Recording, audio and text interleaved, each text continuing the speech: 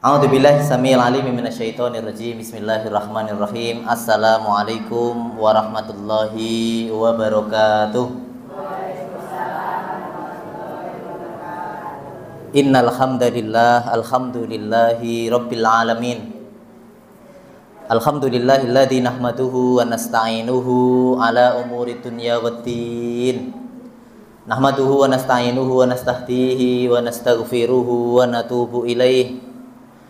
Wa na'udzu billahi min sururi anfusina wa min sayyiati a'malina faman yahdihillahu fala mudhillalah wa may yudlilhu fala hadiyalah. Asyhadu an la ilaha illallah wahdahu la syarikalah taqriran bihi wa tauhidan wa asyhadu anna Muhammadan abduhu wa rasuluh la nabiyya wa la rasula ba'da. Allahumma sholli wa sallim wa barik wa an'im ala nabiyyina wa rasulina Muhammadin sallallahu alaihi wasallam wa ala alihi wa ashabihi wa man sara ala nahjihi ila yaumiddin wa ba'd. Ma'asyiral muslimin muslimat, para bapak ibu jamaah pengawasan Mushola Al-Fat rahimani wa rahimakumullah. Mugi rahmat mugi keberkahan Allah azza wa jalla tansah pinaringan dumateng kula panjenengan sedaya insyaallah, amin ya rabbal alamin. Alhamdulillah nasykurullah Bapak Ibu, dalu menika saged pinanggih malih wonten majelis rutinan malam Ahad nggih. Alhamdulillah menika mugi lenggah panjenengan sedaya wonten majelis menika dados wasilah turunipun rahmat saking Allah Subhanahu wa taala insyaallah. Bapak Ibu ingkang kula hormati,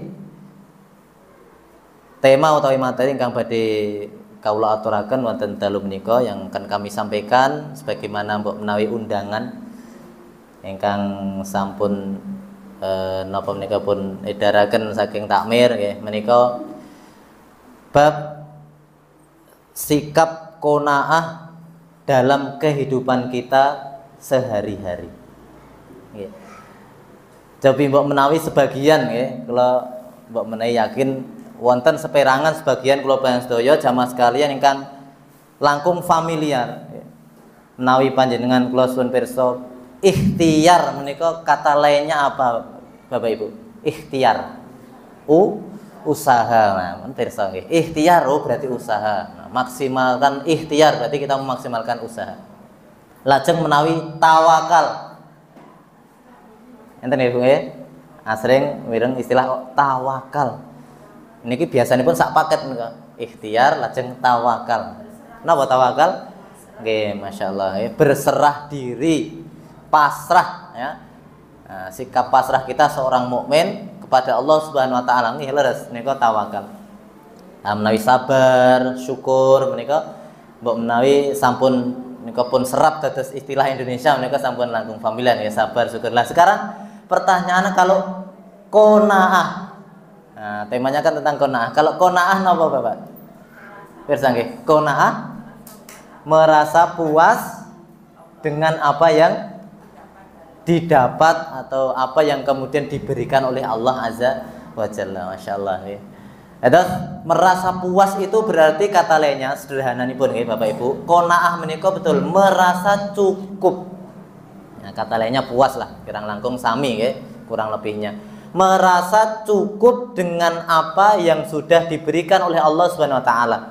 Apa yang kemudian menimpa diri kita ya. Dan itu tidak lepas semuanya atas iradah, kehendak ya. Qadarullah wa ma syaa fa'al gitu ya. Takdir Allah, apa yang sampun dipun kehendaki kalian Allah, maka itulah yang terjadi. Maka kemudian kita menerima, merasa cukup dengan apa yang sudah diberikan Allah sesuai dengan takdir, sesuai dengan kadarnya itu ya, sesuai dengan ukurannya yang diberikan oleh Allah Subhanahu wa taala. Lah menika definisi qanaah rumiyin. Bapak Ibu para jamaah ingkang kula hormati, sadurunge nanti saya sampaikan beberapa contoh dalam kehidupan kita nanti kersane praktis maksudnya yang kita dapati dalam keseharian kita.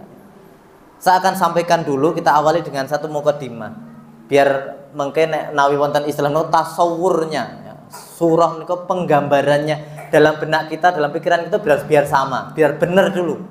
Tasawur dalam satu istilah itu. biar menerapkan qanaah ini betul-betul pas. Karena kalau tasawurnya, penggambarannya berbeda nanti ya, maknanya nggak saged benten. Enten ingkang mencukupkan bahwa qanaah itu cukup dengan menerima apa yang diberikan Allah kemudian bermalas-malas lah. Ini nanti kalau tasawurnya tidak benar. Kok nah, padahal dulu wonten kisah Umar itu kan nate napa menika mengusir seorang pemuda yang di saat jam kerja kurang lebih gitu nggih. Esok-esok jam 09.00 kok dikira teng masjid. Niku diusir kali Sayyidina Umar. Apa yang kau lakukan? Ini kan kita hapus qanaah ya, cukup. Ternyata dikatakan oleh Umar, innas sama la yaghfiru dzahaba wala fiddah. Sana pergi ke pasar sana. Langit itu tidak akan napa kira-kira menurunkan napa dzahab wal fiddah. Emas maupun perak ngeting-ngeting terus lungguh dikira nang masjid pas jam kerja itu terus udan duit kan enggak bisa. Nah itu yang kemudian kadang-kadang kirang trep karena penggambarannya tidak benar. Ada yang menggambarkan bahwa qanaah itu nampi nek riyen para santri ini zaman riyen nggih. Kalau sekarang masyaallah rata-rata kalau di ma'had di pondok-pondok pesantren itu sudah lumayan lah ya. Kalau dulu zaman kami belajar di pondok itu kalau pas menunya itu sederhana. Nah, biasanya pun nonton amis-amisan itu seminggu pisan wah kelingan jadwalnya kapan. Nah itu rata-rata biasanya nggak sederhana itu sayur tolo kali kerupuk ya. Terus pas wesel rong tekan ya. Riyen wesel ya, pirsa wesel ya. Kalau sekarang kan rekening pun wah santri modern sani pun betul ATM yang mbak-mbak ya. Riyen menunggu wesel. Nah, apalagi santri yang rumahnya jauh itu wah gak ada uang untuk tambahan jajan ke kantin itu wah qanaah sik. Nah, saonone ya itu lah. Sebenarnya secara istilah nggak ada salahnya itu. Ya, karena memang itu mencukupkan apa yang diberikan oleh Allah Subhanahu wa taala kepada kita semuanya. Nah, ini bicara tentang tasawur tadi. Bapak Ibu yang dimuliakan Allah Subhanahu wa taala, saya akan sampaikan bagaimana cara pandang.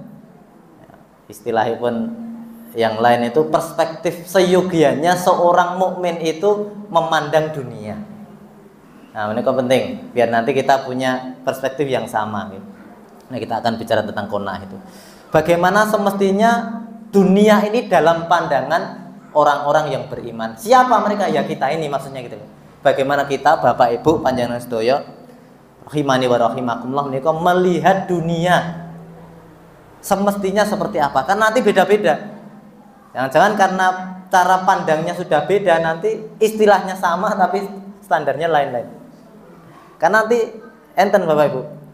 Coba kalau panjenengan kula nyun pirsa nggih. Doa kita untuk anak-anak kita itu kan pasti itu. Sejak bagi-bagi akikah itu kan mudah-mudahan ya Rabbi habli minas sholihin. Masyaallah itu doanya Nabi Ibrahim.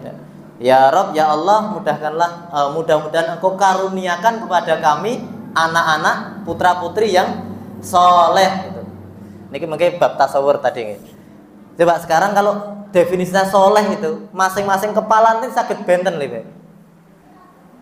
Ada orang yang mendefinisikan soleh itu ya dia pegawai bahkan pejabat ngoten. Nah, ini saya nggak bicara salah benar ya, tapi nanti pokoknya nek soleh itu berhasil secara maisah ya. Penghasilannya gede, agnia, terus nggih taat ibadah itu soleh sih dibayangke sama-sama doa itu ada yang nonton kayak gitu. Jadi mungkin nek rada luput, beda kalau sing dikarepke itu urung soleh. Masya Allah anaknya rajin taklim, ibadahnya sregep, ya kan ya? Ini kok alih-alih pekerjaan tetap niki gaweane men rung tetap. Niku wong tua kira-kira wis kaya sing jenengan dongane dereng. Jujur, dereng. Loh, berarti beda kan ini. Artinya apa? Ternyata definisi soleh itu masing-masing kepala lain. Karena soleh dalam sebagian kita itu ya soleh itu yang tadi itu. Ya, yang kemudian bukan berarti tidak boleh bukan. Ya.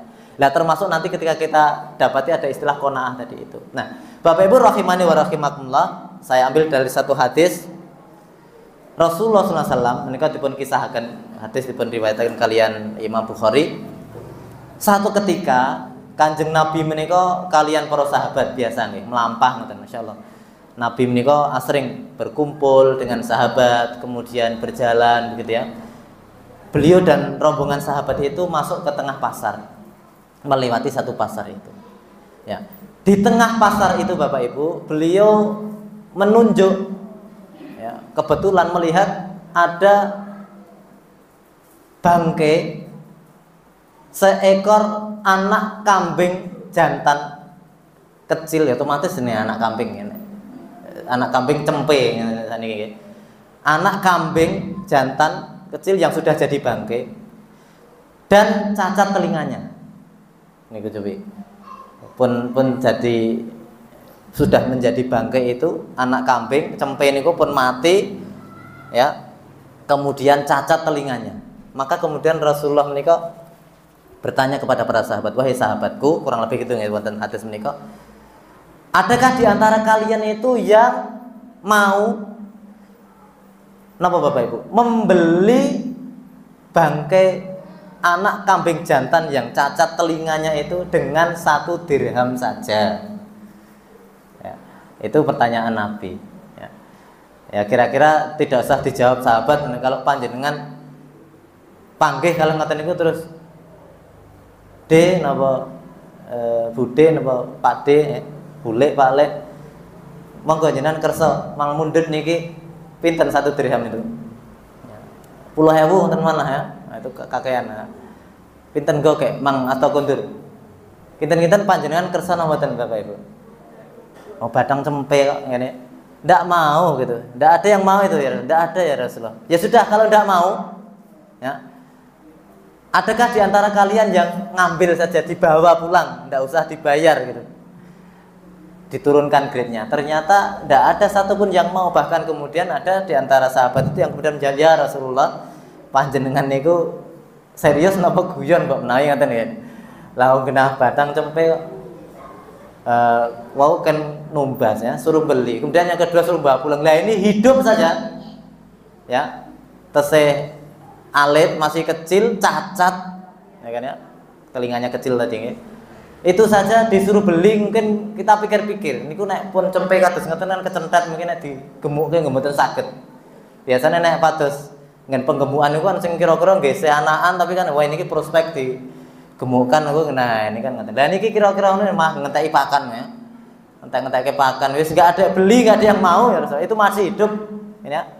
Apalagi ini sudah menjadi bangkai. Maka kemudian di akhir hadis itu Rasulullah SAW, nah inilah bedanya ini. Rasul itu kalau ketemu panggil kalian sahabat itu selalu ada nilai-nilai yang beliau ajarkan. Obrolannya itu syarat dengan makna, ya, syarat dengan nilai pelajaran gitu. Beliau sampaikan Rasulullah lajeng ngendika, wallah ya, ad-dunya ahwanu indallah min hadza alaikum. Wahai sahabatku, ya. Dalam pandangan Allah, demi Allah, dalam pandangan Allah, dunia itu hari ini kita lihat dunia itu Masya Allah dengan segala gemerlapnya, dengan segala yang membuat kita silau ini, ahwanu indallah, lebih hina dalam pandangan Allah, ya, min hadza alaikum, kalian nunjuk ya badang cempene wae, lebih hina dalam pandangan Allah. Terus Allah melihat dunia ini yang seringkali mengagumkan kita. Gini namanya, Masya Allah kita wah nang omah gedene yo ngono wah kayak mobil lewat waktu mobil gede mlaku nganti kaya robot. Terus sakniki niku kan atas napa transformer ya. Mobil apik niku sakniku nganti kaya robot niku betul. Gede wah kagum tuh.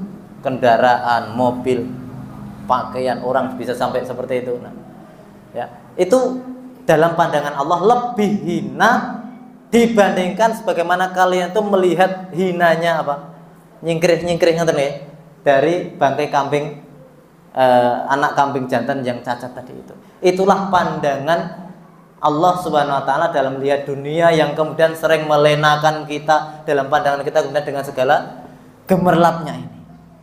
Maka Bapak Ibu yang dimuliakan Allah Subhanahu wa taala ini yang mestinya kemudian menjadi napa menika. Saya nanti tidak akan bicarakan kemudian apakah dunia tidak penting, bagaimana kemudian qanaah itu tadi nggih disalahartikan tidak mau ikhtiar ndak ya. Tapi ini dipegang dulu bahwa orientasi kehidupan seorang mukmin itu adalah akhirat gitu. Karena dunia itu nggak akan bernilai di sisi Allah Subhanahu wa taala, nggak dipandang. Nah, ini yang penting. Maka kemudian kalau ya atas izin Allah ya semuanya, ternyata kita dimudahkan Allah dalam hal rizki, ya ternyata masya Allah orang itu kan mengafaddalallahu ba'dukum ala ba'din firris. Memang itu sudah sunatullah. Enten sing lancar rezeki ini, enten sing boten, itu biasa. Ya, kalau kemudian kita dilancarkan Allah, maka itu tidak akan melenakan kita dari tujuan ya, utama kita hidup di dunia sebagai bekal akhirat kita. Kalau qadarullah atas takdir Allah juga ternyata kita masih belum dicukupkan rizki, yes, atas ngeten lah, yes, atas piyambak kondisine bulan Juli niki butuhe kathah nggih. Larene nembe pas kedah bayar registrasi tahunan. Dereng dibayar pun nyusul uang buku. Seragame wis kudu ganti. Wah, napa mleh Bu Lise, Bu? Hah? Apa-apa mundhak niku wis umum ya. Tapi biasanya Juli, Agustus niku kebutuhannya banyak. Dan seringkali mungkin kita masih dijauhkan dari atau Allah belum berikan kemudahan ya, kelapangan rezeki bagi kita, maka juga tidak akan kemudian kalau diberikan kelancaran rezeki dan tidak terlena, kalau kemudian kita masih diuji Allah dengan rezeki, juga tidak membuat kita napa menika keder niku napa nggih? Istilahnya itu kecil hati gitu. Karena memang cara pandang dunia seorang mukmin itu melihat dunia itu mestinya seperti itu. Bahwa orientasi tujuan kita dalam hidup ini adalah akhirat. Dan dulu ini yang kemudian ditunjukkan oleh Rasulullah SAW dan para sahabat.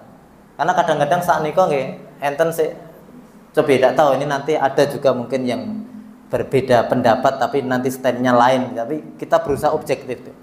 Ada Bapak Ibu yang menarik-narik, saya khusnudan kita khusnudan mungkin mereka memang tujuannya baik gitu ya. Dan ini ada majelisnya, ada seminarnya begitu. Bahwa Rasulullah itu kaya, maka mukmin harus kaya. Lo krungu niku sok madhep wae. Iki terus wis usaha sudah ikhtiar dan ndak kaya terus alangkah nestapanya begitu kan. Karena Rasulullah kaya berarti kita nggak bisa ittiba Rasulullah SAW. Kasihan nih, padahal kita ini sebagian dari kita ini kan masih diuji Allah dengan kefakiran harta. Kan saking menggebu-gebunya itu biasanya ngapunten para. Saya nggak mengatakan jelek dah. Nanti ada sisi positifnya kemudian ini dalam rangka mungkin tasjih yang menguatkan semangat dan seterusnya biar berani melangkah bisnis dan seterusnya. Tapi kadang-kadang mereka memotong itu, Bapak Ibu. Rasulullah itu kaya. Ketika beliau menikah, maharnya untuk Sayyidah Khadijah binti Khuwailid itu sekian banyak ekor unta begitu kan ya. Wah, ini bujang-bujang bredeg sih. Padahal ternyata kalau kita kaji sirahnya itu ya, itu mahar yang kemudian sebanyak itu diberikan sebagai mahar pernikahannya Rasulullah dengan Sayyidah Khadijah itu ya, Ummul Mukminin itu karena sokongan dan bantuan dari kerabat beliau, paman-paman beliau, paman gue Pak D, Pak Le itu omnya gitu. Karena dulu sampai hari ini bisa jadi orang-orang Arab ya, itu tabu bagi mereka, apalagi Rasul saat itu kan posisinya tasih sampun yatim ya, sejak kecil ya, di dalam tanggungan kerabatnya. Kok mau nikah kok terlantar, itu aib bagi keluarga. Maka kemudian ya yang kemudian mengumpulkan itu disokong oleh keluarga besar Bani Hashim saat itu ya, itu sejarah mengatakan itu ya. Maka kalau kemudian waktu ini dipakai, jadi bahwa peristiwanya itu benar, Rasulullah itu kemudian dengan mahar segitu itu, tapi ikhwal awalnya itu seperti itu, bahwa itu adalah yang kemudian didukung, disokong bersama-sama dari keluarga besarnya Bani Hashim ya. Maka kemudian ya seperti itu. Nah, bagaimana Aisyah Rasulullah setelah beliau menikah dengan Sayyidah Khadijah binti Khuwailid ya, kemudian Masya Allah ya, Khadijah ini memang napa menika seorang saudagar dari nasab yang baik, memiliki kedudukan yang mulia, wanita yang mulia di kalangan Quraisy kan ya. Maka ketika beliau hidup bersama Sayyidah Khadijah itu, bahkan saat kemudian beliau menerima wahyu dan berdakwah itu ya, yang mensupport, maka tentu ini tidak lepas dari memang sudah dinas pun ginaris oleh Allah Subhanahu wa taala. Memang Sayyidah Khadijah itu manusia pilihan yang mensupport beliau dalam dakwah. Hartanya bahkan habis untuk mendukung dakwahnya Rasulullah SAW. Ya. Bahkan sampai di penghujung hayatnya ketika Sayyidah Khadijah wafat itu, menjelang wafatnya itu, beliau sampaikan, ya Allah, nggak ada lagi yang bisa aku berikan, karena beliau itu wafat setelah diboikot gitu, selama kurang lebih 2 tahun.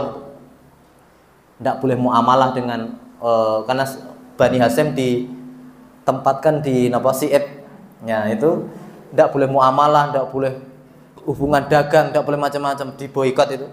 Habis nggak ada lagi yang bisa aku berikan untukmu ya Rasulullah. Maka Sayyidah Khadijah, masya Allah, posisi belum mulia di sisi Rasulullah, tidak bisa digantikan oleh para istri-istri beliau yang lain.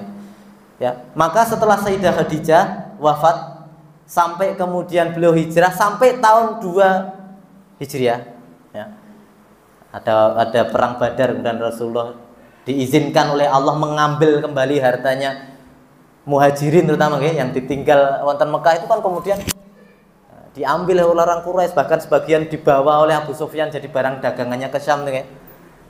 Maka kemudian Rasulullah itu masa-masa di mana beliau sangat kesulitan dalam hal maisha, ya. Sehingga beliau ada di antara sahabat kemudian memberikan hadiah gitu ya. Karena beliau tidak menerima sedekah, Nabi dan Rasul beliau tidak menerima sedekah tapi menerima pemberian hadiah ya.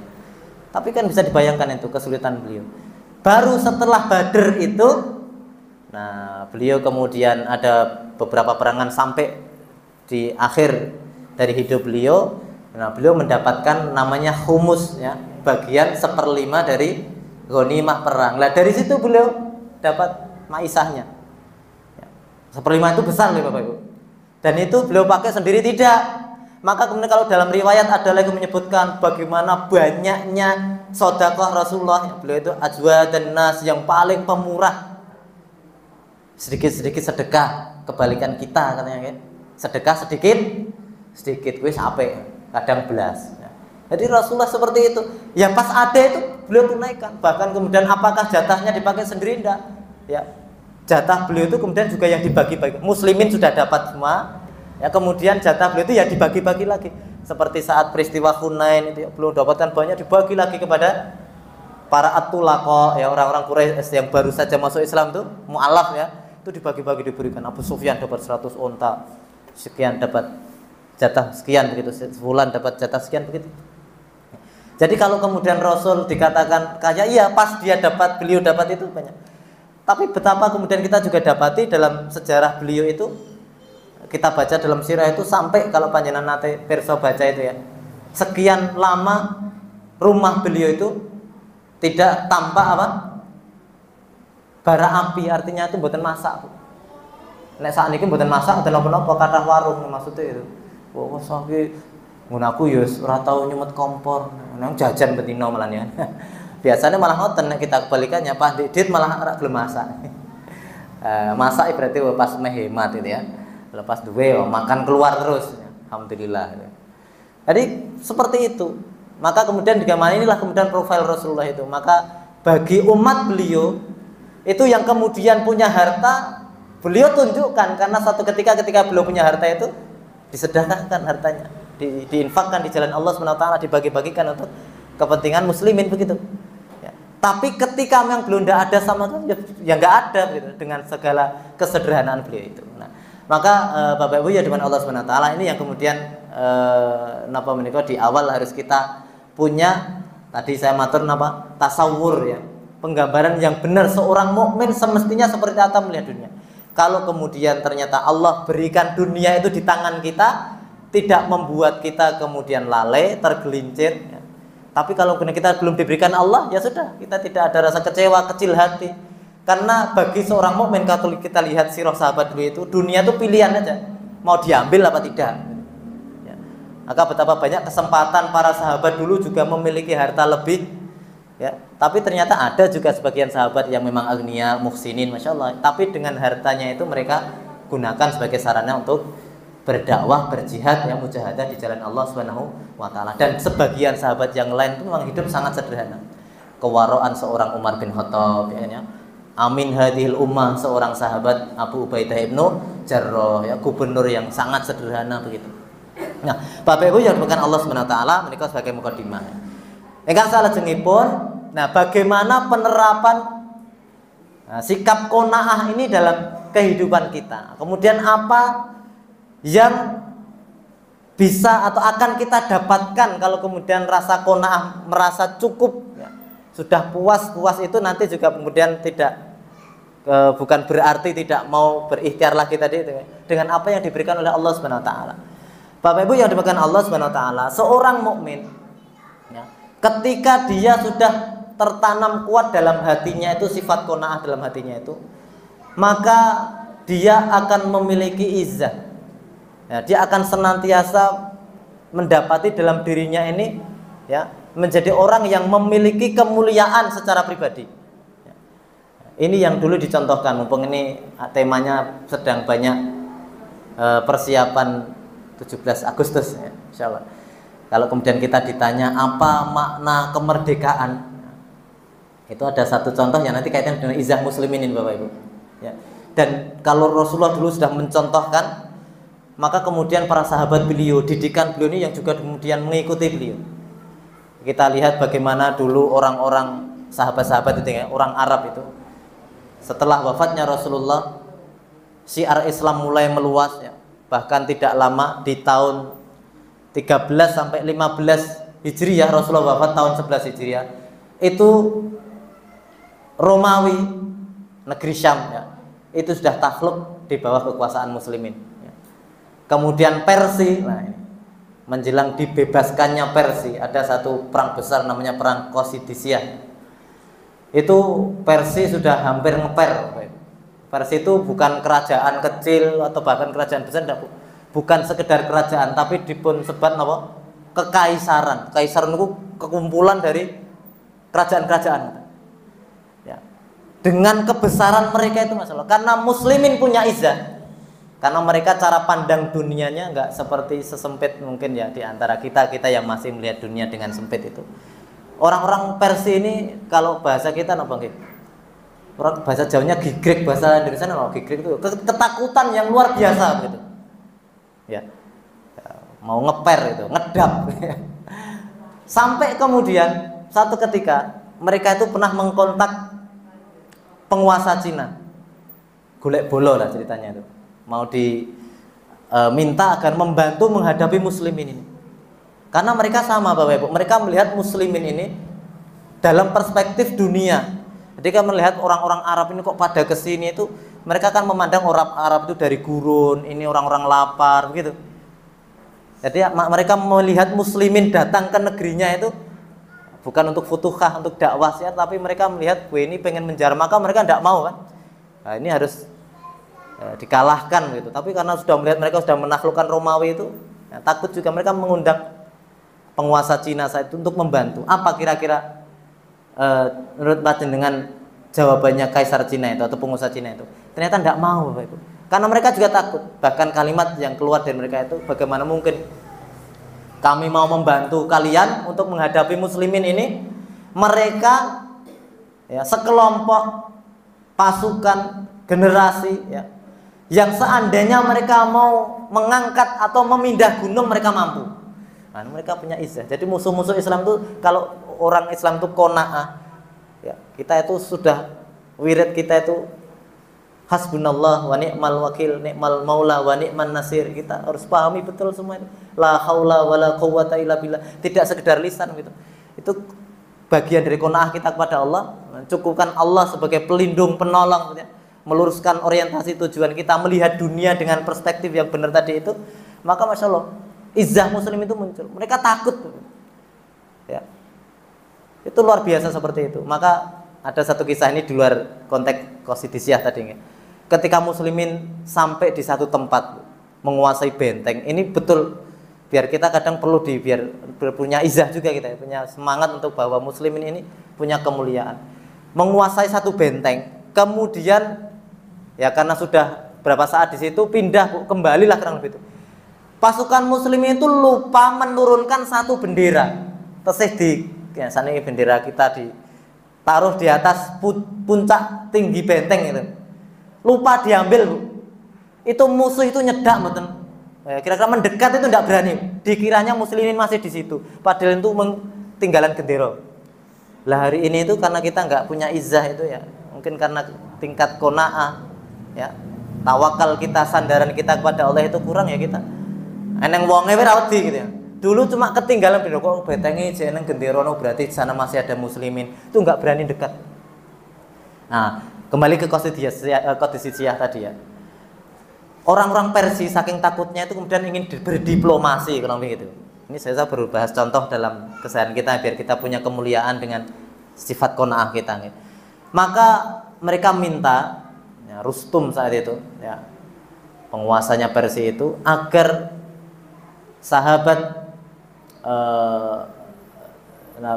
Sa'ad bin Abi Waqqas ya, saat itu ya, itu mengirim delegasi untuk berunding lah gitu. Nah, singkatnya itu dikirimlah seorang sahabat. Apakah perwiranya muslimin? Ketahui pun kan yang dikirim kan Khalid bin Walid panglimanya. Ternyata enggak.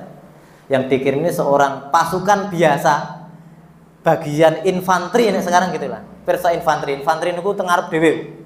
Sing mung beto tombak tok napa nggo pedang tok kan enten pasukan niku infanteri, wonten artileri. Artileri itu saya mungkin ngangge manjanik niku gen game-game nih yang anak-anak muda tapi manjanik itu yang lempar batu nih kayak, atau ada kavaleri itu pasukan berkuda, itu pasukan elitnya. Nah ini pasukan sing mboten elit, namanya sahabat Rib'i bin Amir. Ya. Diutus itu pakai pakaian yang kusam, bawa pedang kecil diselempitkan ya, diselipkan di bajunya itu, bawa apa nih tameng ya, yang seadanya gitu, mengendari keledai kurus gitu. Dia masuk ke istananya Romawi itu, Persia apa nih? Jadi istana atau mungkin karena sedang di pertempuran ya, tenda besarnya ya, tenda panglimanya Persia itu ya, dengan segala kemegahannya itu, tanpa kemudian rasa takut dan kurang percaya diri atau apa ya tadi itu, karena dia memiliki izah begitu. Dia masuk itu pakai keledainya. Sama pengawalnya Persia itu tidak boleh maksudnya. Persia itu kekaisaran besar lah, ini mau masuk terus nggak keledai ya, disuruh turun, disuruh nanggalkan senjata, tidak mau ini. Saya kesini bukan karena keinginan saya pribadi, tapi kalian yang mengundang ya. Kalau memang tidak boleh ya saya pulang. Akhirnya setelah disampaikan ke Rustum itu ya sudah silahkan masuk. Nah, singkatnya kemudian ditanya oleh si Rustum ini ya, seorang sahabat Rib'i bin Amir ini, apa yang kemudian kalian inginkan? Karena mereka persepsinya orang Persia ini mesti menginginkan harta gitu. Nanti akan ditawarkan kompensasinya sudah kalau kamu pengen harta gitu. Karena pernah itu muslim itu diberita, kalau kalian pengen harta, saya kasih masing-masing pasukan muslimin ini 1 ekor unta dan barang bawaannya penuh. Kalian pulang.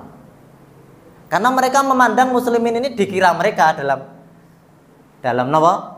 pandangan mereka itu memang kesini itu mereka kelaparan, dari gurun, tidak ada makanan gitu. Itu cara pandang orang melihat muslimin gitu ya.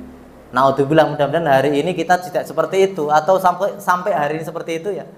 Ya mudah-mudahan itu tidak benar gitu ya. Ya, maka kemudian seorang Rib'i bin Amir ini kemudian beliau mengatakan satu kalimat yang masyhur ini, kaitannya dengan inilah jiwa-jiwa yang merdeka sebenarnya itu yang seperti itu ya. Kenapa kamu kemudian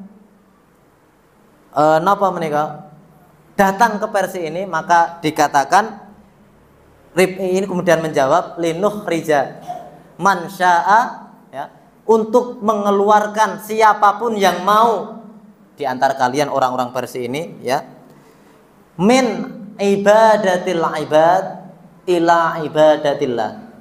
Kami datang ke sini ini bukan mencari dunia, bukan ingin mendapatkan sekedar apa yang kalian tawarkan itu, tidak seperti yang kalian bayangkan itu.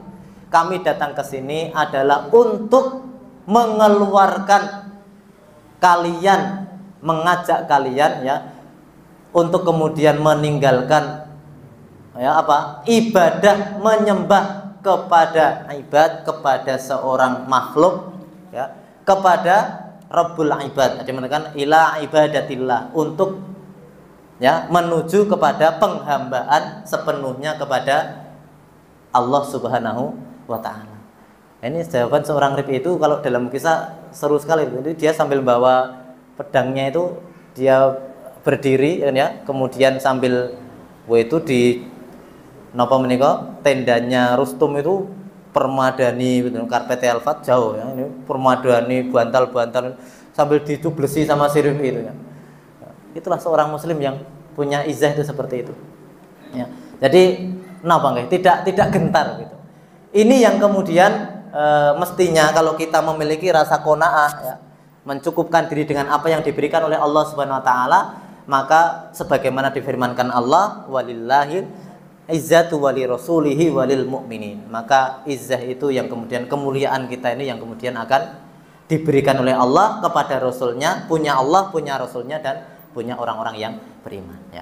Kemudian yang kedua selanjutnya, sifat qanaah itu Bapak Ibu ya, akan mengantar ya, setelah izzah tadi itu, seorang hamba, orang yang beriman itu ya, dia akan menjadi pribadi yang kuat, yang kemudian hanya menyandarkan, minta pertolongan ya, isti'anah hanya kepada Allah Subhanahu wa taala. Meminta perlindungan, meminta pertolongan hanya kepada Allah Subhanahu wa taala. Kemudian dia tidak akan pernah kecewa dengan apa yang ditetapkan oleh Allah Subhanahu wa taala. Jadi dia akan menjadi pribadi yang kuat, yang kokoh, kemudian menerima, tidak akan pernah kecewa dengan apa yang ditakdirkan oleh Allah Subhanahu wa taala. Ya, kama qala Rasulullah SAW dalam satu hadis ini ya, orang yang qanaah itu nanti dia akan senantiasa menyandarkan urusannya hanya kepada Allah. Ya. Maka dikatakan oleh Rasulullah SAW, saya potongkan hadisnya ya, itu wa izdasta'anta fasta'in billah. Ya. Atau dalam riwayat lain ada beliau katakan itu wasta'in billah wala ta'jaz. Mintalah pertolongan kalian semata kepada Allah dan janganlah kalian itu menjadi mereka yang lemah. Maksudnya kita menjadi generasi yang kuat. Jangan menjadi generasi wala ta'jaz. Maka ta'jaz itu dari kata kalau Rasul dan Nabi itu, Nabi dan Rasul punya namanya mukjizat. Maka ta'jaz, kalau mukjizatnya Nabi dan Rasul kan melemahkan para penentangnya, musuh-musuhnya. Nah, wala ta'jaz, jangan kita menjadi pribadi yang lemah. Maka orang yang qanaah dia akan menjadi pribadi yang sebaliknya, yakni pribadi yang kuat. Dia akan menjadi pribadi yang menyandarkan urusannya kepada Allah Subhanahu wa taala. Maka kalau hari ini itu ada yang baru terkenal itu stiker atau apa, kaos itu di belakang ditulis. Kalau dulu kan terkenalnya orang dalam gitu ya. Sekarang itu dekengane pusat. Wah, tulis dekengan pusat. Ya kalau mukmin itu ya dekengannya siapa? Ya Allah Subhanahu wa taala, itulah. Orang yang qanaah dia yang kita sandarkan, yang menjadi sandaran kita orang-orang yang beriman itu adalah Allah Subhanahu wa taala. Wasta'in billah wala ta'jaz. Kemudian wala taqul law anni fa'altu kana kadza wa kadza, ini tadi. Berandai-andai, merasa kecewa begitu. Orang itu kalau dia sudah qanaah, mencukupkan, berpuas dengan apa yang diberikan oleh Allah Subhanahu wa taala, dia tidak pernah kecewa. Maka wala taqul, janganlah kalian, kata Rasulullah, lau anni fa'altu, wah kalau kemarin saya melakukan ini gitu. Nek wingi ngene, nek wingi ngono gitu. Anni fa'altu kana kada wa kada, mesti nanti begini lah gitu. Lah gitu, orang mukmin itu akan menjadi kuat kalau dia qanaah pada Allah Subhanahu wa taala. Contoh ngaten Bapak Ibu. Sederhana nggih. Kita ini kan sering jadi lemah itu, jadi kepikiran amarga kita itu apa nggih? Sering kecewa dengan apa yang sudah ditetapkan Allah tadi itu. Contoh misal, ngapunten biasanipun naik Bapak Ibu badhe tindak jagong ya. Ya. Kemudian mendung. Ya, nek bapak-bapak niku kan gampil, biasanipun lebih rasional. Wis kayak budal aja. Lek udan ya udan ngeyup udan. Nah, ibu-ibu niku lha iki ku nek udan piye randang. Nah, karena tapi memang itu perkembangan fitrahnya ummahat gitu ya, ibu-ibu itu ya. Lah kadang-kadang kita itu ya karena kita sering kecewa, itu contoh saja. Berangkat sudah siap-siap jas hujan. Pun beto mantol. Saya kan nggih nang cat napa menika persiapan. Katanya kan sedia payung sebelum hujan. Ini nek payungan kan angel jas hujan ya. Kemudian pergi qadarullah ya. Ndak jadi hujan. Niku iso gelo, Bu. Alah. Tiwas nggawa jas, nggawa mantol ngoyo-ngoyo, ora udan malah gelo. Itu terjadi. Jadi seperti itu. Harusnya apa? Kata Rasulullah, walakin kul qadarullah wa masya'a fa'al. Ya sudah, ini ketetapan Allah, apa yang dikehendaki oleh Allah terjadilah seperti itu. Atau sebaliknya, ya, mangkat padang jinglang, kemudian lah baru sampai tengah jalan tiba-tiba itu mendung terus hujan. Ngerti mau nggawa mantol. Jadi ya sudah hujan yang ngiyup gitu kan. Kalau sekiranya nanti kita basah itu mengganggu terus ya sudah. Atau apa yang bisa kita lakukan sudah terjadi begitu. Lah kita itu kalau sering seperti itu kita menjadi orang yang lemah, Bu. Ya, karena kita itu sering menyesal dengan apa yang ada. Mestinya seperti itu. Ada satu kisah pendek nih Kang. Saya ambil dari kisahnya Rasulullah SAW ketika Uhud. Jadi perang Uhud itu terjadi di tahun 2 Hijriah ya, setelah 2 Hijriah, setelah Badar ya. Itu Quraisy kan mau balas dendam tuh dengan pasukan yang lebih besar itu. Rasulullah Sallallahu Alaihi Wasallam itu pada hari sebelumnya itu sudah bermimpi, dan mimpi Rasul itu hak. Apa mimpi beliau? Beliau dalam mimpinya itu melihat ada beberapa ekor sapi yang tersembelih gitu. Ya. Dan itu isyarat ini nanti ada banyak korban di pihak muslimin. Maka Rasulullah kemudian mengusulkan pada sahabat, karena orang-orang Quraisy sudah berangkat ke Mekah itu, kita bertahan di Madinah saja. Wes, kita bertahan di kampung. Nah, istilah sekarang apa? Perang kota ya. Karena nanti kita lebih paham medannya. Nanti ada ummahat, ibu-ibu, mama dan anak-anak bantu juga, makin banyak kan? Udah di dalam saja. Para sahabat itu ngeyel. Sebagian pemudanya, khususnya sebagian pemuda yang tidak terlibat di Badar. Tapi ini ada nilai penting juga nih, ada beberapa pemuda kita ini. Jadi Badar itu kan tidak wajib Bapak Ibu. Perang Badar itu dulu tidak diwajibkan. Jadi Rasulullah itu cuma ayo yang siap budal. Enggak mewajibkan, sehingga beberapa sebagian sahabat, terutama pemuda itu enggak ikut. Ternyata Allah berikan kemuliaan luar biasa kan Ahlul Badar itu. Gelo. Mereka tidak mau ketinggalan kesempatan berikutnya. Maka ini kita belajar dari Uhud itu seperti itu. Maka ya Rasulullah, tidak mau kita, masuk kita tinggalnya. Kita sambut ini Quraisy di luar kota Madinah itu. Wah, semangat. Semangat dan usul disambut di luar ya Rasulullah. Nah, karena Rasul sedang menawarkan surah, beliau sudah tahu, sudah mimpi itu. Dan mimpi Rasul kan. Akhirnya karena surah ya sudah. Dengar dari sahabat, dan beliau masuk ke kamar, ke rumah beliau, hujrahnya beliau itu, keluar sudah bawa baju perang. Sudah pakai baju perang itu, sudah pakai ya ini sudah pakai baju perang, sudah lengkap gitu. Para sahabat kaget. Ya udur-uduran sekarang ya. Loh, tadi itu Rasulullah jane mboten ngersake. Rasulullah sebetulnya tadi itu ndak mau keluar. Lah kowe sik usul mau.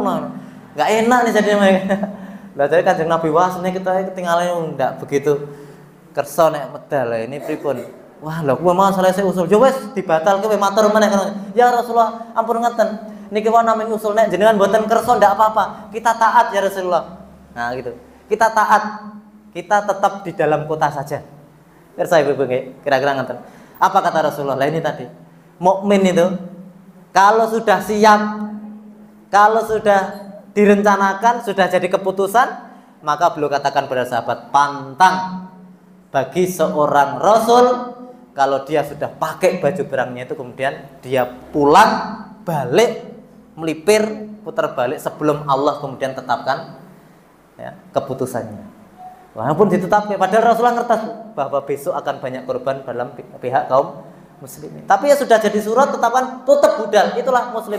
Karena dia punya apa? Ya tadi itu nggak pernah kemudian menyesali, ya sudah apa gitu. Ayo besok pengajian. Kemudian wah sing respon sithik. piye sida apa ora. Nah, bismillah sudah direncanakan tahun itu. Meh wong pira mangkat gitu, Bu. Ini penting sekali, Bu. Jadi kadang meskipun kemudian secara teknis kadang juga harus menjaga nih. Ini anggere ning acara duwe grup.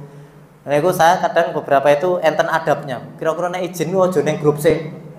Lah lagi ya diwaro-waro besok begini-begini. Izin. Anak juga izin. Wah, bubar nih mengke. Kancane lho izin kabeh iki terus piye lah. Kira-kira gen mangkat sih wah sepi wah mangkat kabeh gitu kan. Dadi sing arep rada nonton niku ora sida izin gitu. Wah, ternyata nggih kata sing izin. Ning kan wis budget sudah mau terlaksana gitu kan. Nah, kadang gitu. Lah urung sida wis do izin iki mah marai melemahkan yang lain gitu ya. Maka kalau kita sudah rencanakan sesuatu, sudah jadi keputusan, bismillah, sedikit beratnya laksanakan ya. Maka seorang mukmin kalau dia qanaah, dia punya karakter seperti itu ya, maka dalam hidupnya itu dia akan menjadi pribadi yang kuat, tegas gitu ya. Maka kemudian apapun hasilnya ya, itulah yang kemudian yang sudah menjadi ketetapan Allah Subhanahu wa taala ya. Bapak Ibu, nah menika sudah mulai satu lagi aja nggih, karena sampun jam 9 nggih. Ya. Seorang mukmin yang qanaah Bapak Ibu, dia akan memaksimalkan ikhtiarnya. Justru itulah ini yang kemudian mau kita kuatkan tadi itu. Orang yang dia memiliki sifat qanaah, kemudian dia betul-betul mencukupkan diri ya, menerima sebetulnya begitu. Lebih pasnya menerima apa yang benar diputuskan oleh Allah Subhanahu wa taala itu, sebaliknya justru tidak kemudian menjadi pribadi yang bermalas-malas, tetapi dia kemudian memaksimalkan usahanya dalam rangka kemudian mendapatkan apa ya, membuka menjadi wasilah ya, apa yang kemudian akan menjadi perantara Allah Subhanahu wa taala mengabulkan apa yang ya, dia akan harapkan gitu, yang diharapkan itu. Maka mestinya orang yang kemudian disebut qanaah itu yang hanya duduk-duduk ya, apalagi nanti kaitannya dengan hidayah, tidak mau menyambut gitu. Kenapa? Tidak pengajian, kenapa tidak tindak ke masjid, buatan tidak masjid. Ini menunggu hidayah, enggak ada. Ya harus disambut gitu. Maka tidak ada dalam kamus seorang yang beriman, seorang mukmin itu kemudian dia hanya mencukupkan dirinya ya dengan napa menika berdiam diri. Maka kemudian kalau dulu kita dapati para sahabat yang luar biasa ya, ada istilah dulu para sahabat itu masyhur dikenal dengan ruhbanul lail ya wa fursanun nahar ya. Mereka itu adalah para rahib. Maksudnya pun rahib itu sebenarnya bukan rahib Yahudi, benar rahib itu orang abid lah, ahli ibadah yang berlinang air mata di tengah qiyam mereka di malam hari itu. Ruhbanul lail. Tapi wa fursanun nahar, mereka adalah para kesatria yang kemudian semangat di siang harinya gitu ya. Jangan sampai kemudian kita terbalik ya. Lalu sekarang itu kebalikannya menjadi fursanul lail wa ruhbanun nahar. Siang hari mestinya kita dengan segala penuh semangat aktivitas kita, ternyata kita malah bermalas-malas. Itu yang kemudian kita dapati dulu. Jadi seorang mukmin mestinya kemudian kalau dia memiliki rasa qanaah, dia akan memaksimalkan ikhtiar. Kenapa? Karena itu dulu yang dicontohkan oleh Rasulullah Sallallahu Alaihi Wasallam. Banyak yang kemudian mengatakan di antara sekian banyak keberhasilan Rasulullah dalam dakwah beliau, dalam peperangan beliau, enten sing lajeng muni nggih sak penake, ya jenenge nabi, mestine menang. Ndak semata itu, Bu. Iya betul, beliau doanya mustajab, ya kan ya? Kemudian mendapatkan jadi wasilah turunnya pertolongan Allah Subhanahu wa taala. Tapi Rasulullah itu juga contohkan kepada kita, beliau napa? Menyiapkan semuanya itu dengan baik semaksimal mungkin. Kalau dalam kacamata logika, bahkan dalam siasat perang misalnya, Bu, itu perang Badar itu kalau dikaji betul, itu memang muslim itu pantas menang. Kita belum bicara karena memang kemudian Allah turunkan pertolongan lewat malaikat dan seterusnya. Rasul itu pantas menang meskipun jumlahnya sedikit. Oleh sebab apa? Karena perencanaan dan ikhtiar yang maksimal dari Rasulullah SAW dan sahabat. Strateginya ya kan? Datang ke tempat itu lebih awal. Beliau ma'rifatul medan dulu ya, melihat medannya seperti ini, kemudian beliau tempatkan di satu tempat, bahkan kemudian digeser oleh beliau karena usulan sahabat yang lain. Di sana ya Rasulullah, akhirnya bergeser kemahnya beliau itu ya. Yang sekarang di Badr itu ada masjid ya, Al-Aris namanya. Itu tempat dulu Rasulullah membangun tendanya di situ. Ya, kemudian menguasai sumur-sumurnya, sebagian yang tidak diperlukan ditutup. Kemudian, nah itu dengan faktor-faktor masuk, kemudian siasat perang yang dipimpin saat itu oleh Sayyidus Syuhada, ya, pamanda beliau Hamzah bin Abdul Muthalib, pantas menang. Kaum Quraisy itu perangnya kayak anak STM, har wa far, gempur lari. STM lah ya, STM kan gue genter, belum buk kena borong. Itu perang suku Quraisy kayak gitu. Nabi enggak, Nabi pakai barisan soft. Jadi soft itu tenang. Ada 1-2 korban di awal, tapi kemudian begitu mereka selak mulai itu di napa mereka balas serang ganti, buyar mereka. Jadi meskipun itu sekali lagi semuanya karena pertolongan Allah Subhanahu wa taala, ya maunah dari Allah dan atas doa Rasulullah saat itu ya, beliau sampai berdoa. Kemudian imamah beliau sampai terjatuh gitu ya, saking tingginya tangan Rasulullah berdoa itu. Tapi ada ikhtiar maksimal yang sudah dicontohkan oleh Rasulullah SAW. Maka seorang mukmin seyogianya ini kok monggo dikiaskan, dimisalkan dalam keseharian kita, setelah kita maksimalkan ikhtiar kita ya, segala bentuk perencanaan terbaik kita, baru kemudian kita kembalikan, kita sandarkan ya, doa kita, doa usilahul mukmin ya. Kita berdoa kepada Allah Subhanahu wa taala. Itulah yang kemudian menjadi ciri ya, seyogianya kita terapkan nilai-nilai tentang sikap qanaah itu dalam keseharian kita. Demikian Bapak Ibu yang kami sampaikan. Ini beberapa hal yang mudah-mudahan meluruskan kita kembali ya. Jangan sampai kemudian kita terlena dengan dunia, karena kalau boleh jujur hari ini panjenengan berdoa kepada Allah, saya tanya doa kita itu seputar apa Bapak Ibu? Doa kita itu kan seputar, pasti itu diawali doa kita itu kan ya Allah lapangkan, mudahkan, lancarkan rizki. Tidak salah juga boleh. Nah, kemudian kenapa? Karena mindset kita itu ya orang yang kemudian dunia itu ya seputar itu begitu. Ya. Paling kalau kemudian nanti ditambah ya sehat badan kita, jauh dari penyakit, umur panjang kan begitu. Gitu Bu. Apakah itu salah? Enggak, Bu. Tapi itu sebetulnya bagian doa. Pernahkah kita kemudian doa kita itu yang lebih utama orientasi kita akhirat? Kita doa ya Allah kuatkan, tanamkan iman dalam hati ya. Kuatkan iman dan amal soleh. Ya Rob, nanti di penghujung usia kami kembali kepadamu ya. Terucap lewat lisan kita kalimat tauhid la ilaha illallah, husnul khotimah. Ya Allah mudahkanlah ya, hawin alaina fi syakaratil mautina. Mudahkanlah sakaratul maut kami ya Rabb, ya Allah. Ya Allah, ringankanlah hisab kami, mudahkanlah kami menjalani alam barzah ya Allah, alam kubur. Kan itu. Ya Allah, bangkitkanlah kami kelak bersama dengan para nabi, mereka yang Kau berikan nikmat, minan nabiyyin, wasiddiqin, wasuhada, wasolihin, wa hasuna ya kan? Kemudian ketika sampai pada hisab-Mu ya Allah, ya, kami menerima catatan amal ini dengan baik. Fa amma man utiya kitabahu biyamini fasaufa yuhasabu hisaban yasira. Nanti hisab kami ringan ya Allah, dimudahkan. Wa yanqalibu ila ahlihi masrura dan seterusnya. Kemudian kami bisa melewati sirat. Pernah enggak Bu kita doa seperti itu? Ya, karena mindset kita, perspektif kita dunia gitu. Kemudian kami tempatkan Kau ya Allah di jannah-Mu, jauhkanlah aku dari ya ajirni minan nar ya, jauhkanlah kami dari siksa neraka. Kan seperti itu. Baru kemudian kita berdoa yang tadi. Boleh gitu. Nah, kita jangan kebalik ya.